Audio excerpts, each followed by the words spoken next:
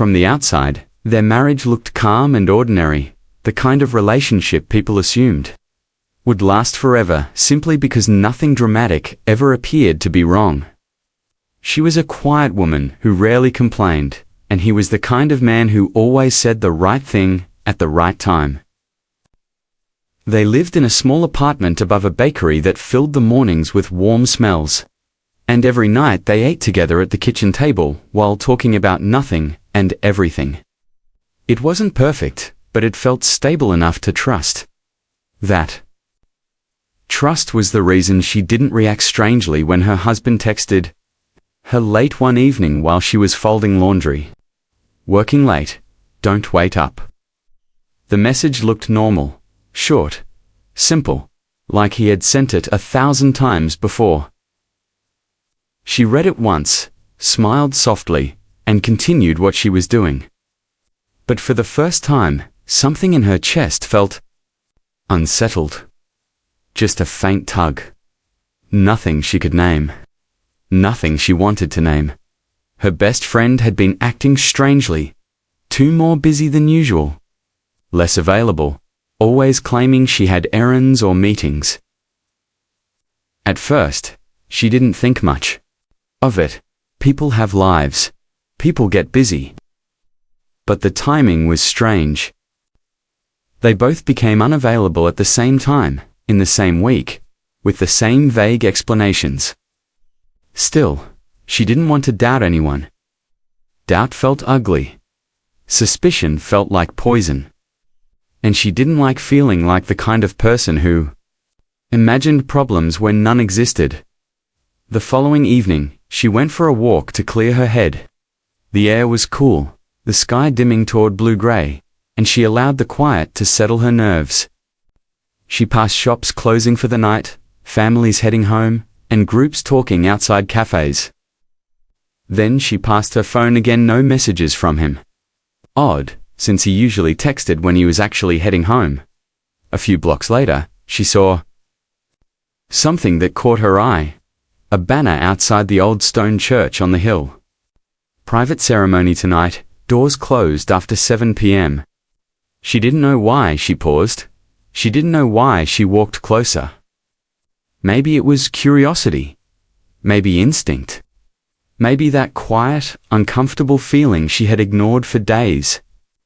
She didn't intend to spy on anyone or even enter the church. She simply walked around the side, drawn by the warm light glowing through the stained glass windows. Then she heard voices. Soft ones. Familiar ones. A woman's voice first. Then, a man's. She froze. It couldn't be, she thought. She must be misunderstanding. Her mind was probably mixing sounds from passing people or nearby buildings. She tried to convince herself she wasn't hearing her husband's voice. But the more she listened, the clearer it became. Her heart thudded so loudly she feared someone inside might hear it. She stepped forward carefully, finding a narrow side doorway slightly ajar. She didn't push it open. She didn't move it at all. She just stood in the shadow, listening. A few seconds later, the church organ began to play slow, steady, ceremonial. A breath caught a wedding. A wedding tonight, the same night he said he was working late. She leaned forward and peered through the crack in the door. What she saw didn't make sense, not at first, not even when her eyes focused. She saw white flowers, chairs filled with people, soft candlelight, and at the front, two figures. Two people holding hands. One of them her husband, the other her best friend. She didn't gasp. She didn't cry. She didn't move. She simply stood there as the truth settled on her like a weight she didn't know how to carry. The lie wasn't what shocked her. The confidence in the lie, that was what broke her, and the ceremony had only just begun. Asterisk. She stayed in the doorway until the choir finished the first hymn. Light slipped across the stone floor and painted the walls gold. Faces turned toward Pangaea smiled and whispered. People smiled and whispered. She could see the groom's back straight, confident, his jacket tailored just so. Her mind kept refusing what her eyes showed. It wanted to explain things away. Maybe it was a vow renewal. Maybe it was a play. Maybe she was mistaken. Then the officiant spoke, and the words cut straight through the excuses. Do you take each other to be husband and wife? ... The officiant asked. Her breath froze in her throat. The bride's profile was lit by the soft glow of candles. The lace of her veil caught the light. Under the veil, her best friend's face was calm and composed. Not a tremor.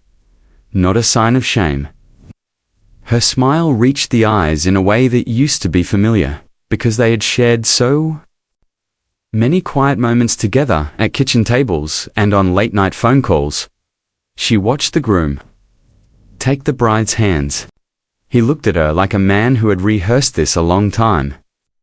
He looked at her as if he believed everything he had said to the bride for years. His voice, when he answered the vows, was steady, confident. He sounded honest. Yet the image in the doorway felt like a betrayal stitched together with practiced lines. Tears burned behind her eyes, but she held them back. She didn't want to be seen. She didn't want to make a scene or give anyone an excuse to look at her. She knew how people could turn sympathy into gossip. She knew how quickly people would invent versions of her that were easier to digest. So she pressed against the cool stone and made herself small as the ceremony continued. She realized other things that made the image sharper. The groom's ring was new, slick with polish. The floral arch had a small card tucked inside with a date that matched this month. Guests whispered about travel and jobs and how hard planning had been. Someone in the front row dabbed a cheek with a tissue. The whole space felt rehearsed and real at the same time. When the couple kissed, the sound in the chapel swallowed her. It was a private sound wrapped in public celebration. She saw people stand and clap, faces full of joy. The bride, her best friend, looked radiant as the congregation rose around her. People hugged, they smiled, they took photos. The whole room felt like a dream she had woken from. She understood then that whatever excuses she had been willing to accept were over. She could not pretend this was an accident. She could not pretend she had not seen anything. The truth sat inside her like cold stone. It was heavy and immovable. A twist came, sudden and cruel. As the couple walked down the aisle, guests sang "See Sang." A woman near the end of the pew brushed past the doorway and collided slightly with her shoulder. The woman's whisper reached her ear. "I can't believe they pulled it off. So sudden, so lovely." The words landed like a slap. She slipped back into the shadow to hide the way her hands were shaking. Something else happened that no one could foresee. At the doors, the new couple paused. The bride turned her face toward the doorway just for a second. For that fraction of a beat, their eyes seemed to look her way. She could not be sure. She could not tell whether the glance crossed that wide room and landed on the doorway where she stood. But in her chest, a rumor of guilt sparked. Could she have been seen? She forced herself to move. She stepped away from the church and into the night air. The world outside felt too bright and too loud, cars passing, a dog barking, a distant radio. She walked without planning where she would go. Her body moved on memory. Her legs took her to the old steps near the bakery, where she had once leaned and laughed with her best friend about nothing at all. The memory strangled her throat. There was a twist she had not expected. Instead of feeling rage first, she felt a complicated, quiet grief. The small betrayals that had once felt unimportant suddenly meant everything. Promises that had been given without thought now showed themselves as lies. Her phone finally chimed. She did not answer. The messages would be explanations she didn't want to hear. The world had taken one of the steady things she knew and rearranged it without asking. That night, she walked until her feet ached. The church bells stopped ringing. Her life had changed in a single evening, without a confrontation. Without fireworks, just a practiced ceremony and a line of people who believed in what they saw. She had seen the proof. Now she had to decide what to do with it. For 2 days after the ceremony, she lived as if the world were a different color. Every routine became suspect. The smell of coffee, the sound of the dryer. The way the mail slid under the door felt like an accusation. She tried to keep moving. Through ordinary life, grocery shopping, paying bills, answering polite neighborly questions, and each small task required enormous effort. Her best friend texted the next morning. A photograph arrived, the couple standing beneath a floral arch, smiling. The caption read, "Thank you for always being there. Wish you were here." The message had no guilt, no reflection, no sign of what she had witnessed in the doorway. She stared at the photo until the pixels blurred. She could have crafted a response, angry, hurt, blunt, but she didn't. For now, she needed information. She needed to know whether this had been planned for weeks, or whether some sudden change had pushed them into the church. Her mind spun scenarios: a secret relationship, a slow drift of affection, a heartbreak swapped for a different loyalty. She wanted clarity like a light in a fog. She called her husband that afternoon. The call went to voicemail. He left nothing. She sat on the kitchen floor and pressed the phone to her ear until the battery warned it was low. The silence felt like an answer. Later, she knocked on the front door and found the apartment quiet. No shoes, no jacket. His coffee mug sat in the sink, drying. She pulled open drawers to see whether his things had gone. Nothing obvious. It felt like a staged absence. She left a note on the table that read, "We need to talk." She did not sign it. When he did return that evening, he said he had been at a client meeting, longer than expected. Was rote and familiar, and he sounded tired. He hugged her, kissed the top of her head, and asked if she wanted leftovers for dinner. She watched his mouth move and saw the practiced parts of his face falter where honesty used to be. She asked quietly, "Where were you on Saturday night?" He looked at her in a way she had never seen before, confused, then cautious. He said, "You know, I was working." He denied it without indignation, as if the truth were a rumor. She could have demanded answers. Instead, she asked, "Did you marry her?" He laughed, short, sharp. "What? No, that's ridiculous." He reached for her hand, but she pulled it back. For a moment, she saw fear flicker in his eyes. Not fear of being found out, but fear of losing control. She remembered the moment in the doorway, again how the vows had sounded like music meant for someone else. For the first few seconds that night, she almost believed his denial. Maybe she had been mistaken. Maybe her mind had tricked her. Maybe she had been an intruder in something private she did not understand. She didn't want to be the kind of person who demanded proof. But she also could not live suspended in doubt, so she asked for small things that might reveal a pattern. She asked about receipts, hotel bookings, travel dates, an explanation for his sudden quiet weeks. She asked about mutual friends who had been invited to the ceremony. He fumbled. He offered names, and then contradicted himself on details. A tiny web of small lies started to appear. A text deleted, a calendar event he could not explain, a receipt for a small bouquet on a date he said was spent at the office. She collected the inconsistencies like a person collecting notes from a dream. Each one on its own was explainable. Together, they created something undeniable. One evening, She received a call from someone she'd not heard from in a long time, a neighbor from the church's community outreach. The caller asked if she had seen the photos of the wedding because the bride had used a childhood home as part of the reception. She answered with a quiet voice and then listened. The caller mentioned things that made her stomach drop: rehearsal, dinners, vendors, a ring custom ordered weeks ago. The accumulation turned her sorrow into a plan. She decided she needed to find a moment that would force the truth into the light. She would not attack at a public event. She would not create a dramatic scene in front of children or elderly relatives. She knew the consequences of public confrontations: rumors, guilt, and a deeper hurt that could be impossible to fix.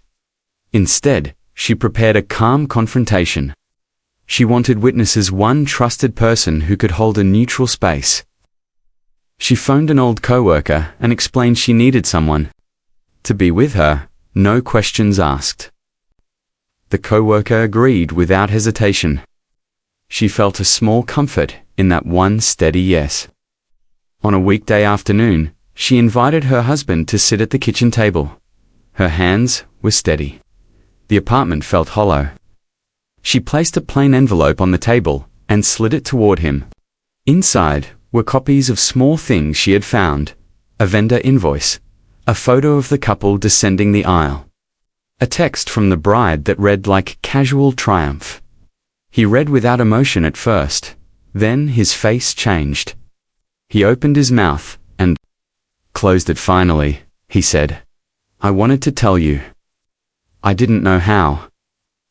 The words were not an apology. They were a confession with the weight of selfishness. The old life had ended with those words. A new life, uncertain and began to take shape in the space between them. She had pictured arguments in a dozen ways. She had imagined slammed doors, harsh words, or a scene that would leave her echoing with shame. Instead, the confrontation took a quiet form she had not expected. After the envelope on the table, the apartment held its breath. He did not rage. He did not beg. He sat very still, as if the room had become an unfamiliar country. She waited for a story-on excuse, a plea, but all he offered were shards of truth. He said that for months they had been close, that what started as support for a friend had become something more complicated. He said it happened slowly, and then all at once. He admitted that he had lied with small phrases: working late, and extra meeting words that felt harmless until they were not. His voice trembled only once, and she saw how real the fear was. She listened to the whole of it. She might have expected anger to make her feel better. She might have expected words to free the pain. But the more he spoke, the more she noticed that his voice had the tone of someone apologizing for something he had already chosen. There was no fierce regret, only an exhaustion that sounded like relief. When he left the apartment that day, he did not slam the door. He took a small bag and walked out with the quiet of a man who had ended a chapter on his own terms. He said he would stay with a colleague until things calmed down. He promised to call. She knew that promise might hold, or might not. After he left, she felt a strange mixture of relief and emptiness. The future she had imagined: family dinners, lazy Saturday mornings, was suddenly a story someone else might tell in a different life. The immediate pain was real, but the numbness that followed acted like a shield that allowed her to breathe. Her best friend called that night. The line went to voicemail. She replayed the message over and over. The voice on the recording was steady. No apology. She responded with a text: "We need to talk." It was the same short line she had left on the kitchen table, but with more weight. The next afternoon, they met at a small cafe halfway between their apartments. This time, she accepted that the public moment would not be helpful. They sat across from each other at a chipped wooden table, the hum of other lives around them. The best friend's hands trembled slightly as she reached for her cup. She looked pale in the cafe light dot. At first, the words were soft. She said she was sorry. She said she had not meant to break anything. She said the relationship had felt like something she could not control. She claimed that it had seemed easier to step into a new life than to fight for a friendship that had always been complicated. She spoke as if the decisions were inevitable, like leaves falling in autumn. She wanted an apology that landed. She wanted the other to look at her and finally understand the harm. Instead, she got a rational explanation. The best friend said. They had talked about the future, about life, and about feelings that had grown in a quiet space. She insisted she hadn't wanted to cause pain, that she had been conflicted and torn. Anger rose like a tide. Not at the decisions themselves, but at the calm with which they had been made. At the ease of rearranging a life that had included another person. She asked one question that had no easy answer. When did you decide you wanted to take him? From me. The best friend closed her eyes. It wasn't about taking. It was about finding something that felt true, she said. The phrasing felt like a shield. A gentle way to claim moral rightness without the messy reality of betrayal. She left the cafe with the same quiet she had shown in the doorway months earlier. But inside, something hardened, a resolve that the rest of her life would no longer be handed to others to decide. The realization was a small, fierce light. It did not erase the hurt, but it offered a path forward. Over the next weeks, life shifted in practical ways. They divided their shared possessions with a calm bureaucracy, accounts closed. Furniture moved, the slow rearrangement of a life that had been shared in invisible ways. Friends chose sides, or awkwardly stepped back. Some offered support. Others offered silence. One surprising twist came in the form of a letter she received from a distant relative. It contained no opinion. Instead, it contained an offer, a spare room, a few weeks away from the city to think. She considered it, and decided to go. The move would give her the space to breathe without running into reminders at every corner. Before she left, she walked once more to the church. The stained glass glowed as if nothing had changed. The doors were closed now, and a small plaque near the entrance announced future community events. She stood for a long time, letting the echoes from that night wash over her once more. She did not scream. She did not fall apart. She simply laid a hand on the cool stone and felt a strange kinship with its steady. Ancient and weathered by seasons, she would leave town with friends. Watching, with a small bag in her hand and a very particular kind of sadness on her shoulders. But she did so with a plan, to rebuild, to learn, and to decide how she wanted to be loved again. The first week away was the hardest. She woke in an unfamiliar room to unfamiliar light. The house smelled of lavender and the sound of distant waves. At first, solitude felt like a punishment. She replayed memories and rehearsed conversations in her head. But slowly, the space began to do something she hadn't expected. It taught her how to be alone, without being lonely. She started small. Mornings became her own to shape coffee on the porch, a walk along a quiet lane, a book left open in the late afternoon. She called old friends she had not spoken to in months, and found they had been waiting behind polite silences for her to reach out.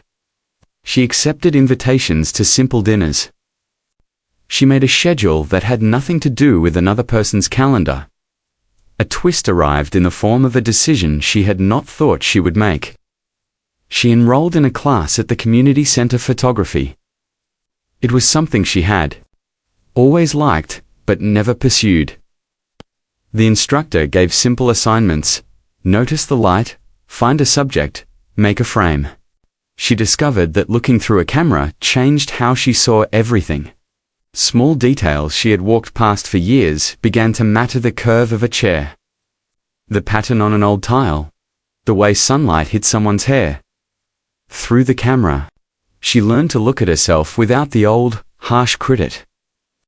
She took portraits of strangers, then of landscapes, then slowly, of herself. The first self-portrait was clumsy and honest. The second revealed lines of resilience in her face she had not noticed before. Each image felt like a stitch in a garment. She was slowly making one, not defined by betrayal, but by survival and small joys. Friends who stayed in her life became a true support, not spectators, but people who held steady when the storm passed. She reconnected with co-workers and neighbors, and those small relationships returned with new depth. One friend offered to help her rent a small studio in the city when the time was right. Another suggested she display her photos at a local cafe. She laughed at the idea at first. Then she tried. Her first small show was quiet. A handful of people came. She hung simple frames on a wall that smelled of coffee and cinnamon. People lingered and asked questions about the light and the story behind certain images. She didn't talk about the wedding. She talked about what the images meant on their own. For the first time in a long time, someone looked at her work and saw only the truth she had created. There were still moments when grief arrived, like weather sudden and fierce. A song on the radio, a smell of baking bread that reminded her of home, a familiar joke. Those moments did not disappear, but they became pieces of a larger life that had new things in it: friendships that weren't built on secrecy, mornings she did not dread, a sense of future that belonged only to her. As months passed, she began to date cautiously, but not to replace what she had lost. Her dates were simple: coffee, walks, conversations that started slow and built on curiosity. She refused to pretend her past didn't matter. Instead, she used it as a filter. She would only let someone move closer if they had patience, honesty, and an ability to listen when sorrow came up. She knew she could be whole on her own. Any future relationship would be an addition, not a necessity. One quiet winter evening, she walked past the old church. The stained glass glowed, as it always had. People arrived for a community service. She paused and felt no shock. She only felt a soft, clear Mamirian night when she stepped through a doorway by accident and watched a life she had known rearranged. She smiled, small and private, and kept walking. The final twist in her story was not dramatic. She did not write a scathing letter or force a public apology. Instead, she built a life that did not need the closure of punishment. She opened a small online gallery of her photographs and wrote a short note about the beauty she found in ordinary moments. People responded gently. Some shared their own stories. A few wrote to say her photos felt like a mirror in time. She forgave not because the other people asked for it, but because she wanted to stop giving the power of her days to the past. Forgiveness for her was not a declaration of innocence or hope for reconciliation. It was a quiet act of rescue. Choosing to live in the present, she met someone months later who treated her with curiosity and care. They walked slowly. She felt no rush. She felt a readiness for companionship, not to fill a hole, but to share warmth. And if that relationship did not last, she knew she could keep building. Her life had been broken open in a single instant. The pieces did not fit the same way they once had. But she learned to make something new. A life shaped by her own hands, honest and steady, full of small, bright things that she chose one day at a time.